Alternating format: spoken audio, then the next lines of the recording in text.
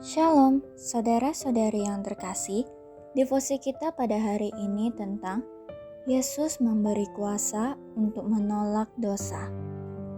Marilah kita membaca dari kitab Roma pasal 6 ayat 6-7 dan Roma pasal 6 ayat 12. Karena kita tahu bahwa manusia lama kita telah turut disalibkan, supaya tubuh dosa kita hilang kuasanya, agar jangan kita menghambakan diri lagi kepada dosa.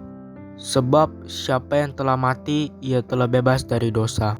Sebab itu hendaklah dosa jangan berkuasa lagi dalam tubuhmu yang fana, supaya kamu jangan lagi menuruti keinginannya. Yesus Kristus, Juru Selamat kita yang setia, adalah peti harta karun penghiburan bagi kita.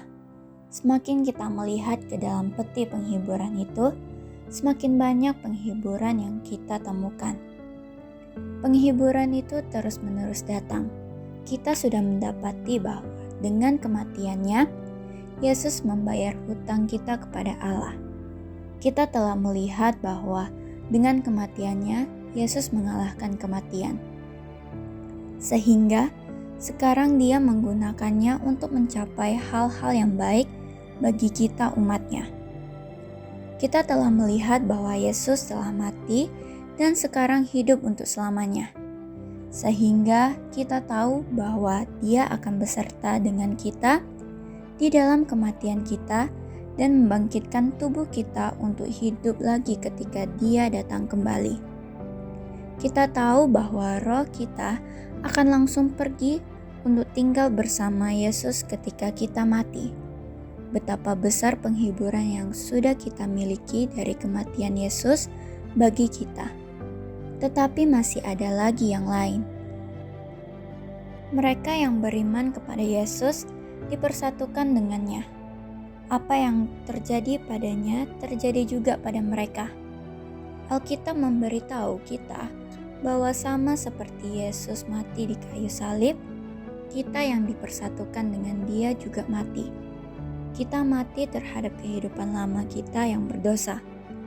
Bahwa kehidupan berdosa itu berhenti, sama seperti kehidupan jasmani Yesus berhenti di kayu salib. Sama seperti mayat Yesus dikuburkan, diri lama kita yang berdosa juga telah dikuburkan. Itu bukanlah berarti kita tidak akan pernah berbuat dosa lagi.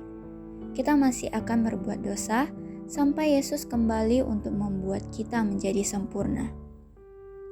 Namun, dosa tidak lagi dapat memerintah atas kita.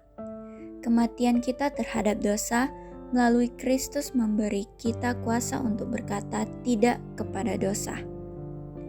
Ini adalah kuasa yang tidak dimiliki orang yang tidak dipersatukan dengan Kristus. Memang masih sulit bagi umat Allah untuk menolak dosa, tetapi Yesus memberi mereka kuasa untuk menolaknya. Mereka tidak lagi harus hidup sebagai budak dosa. Mari kita berdoa.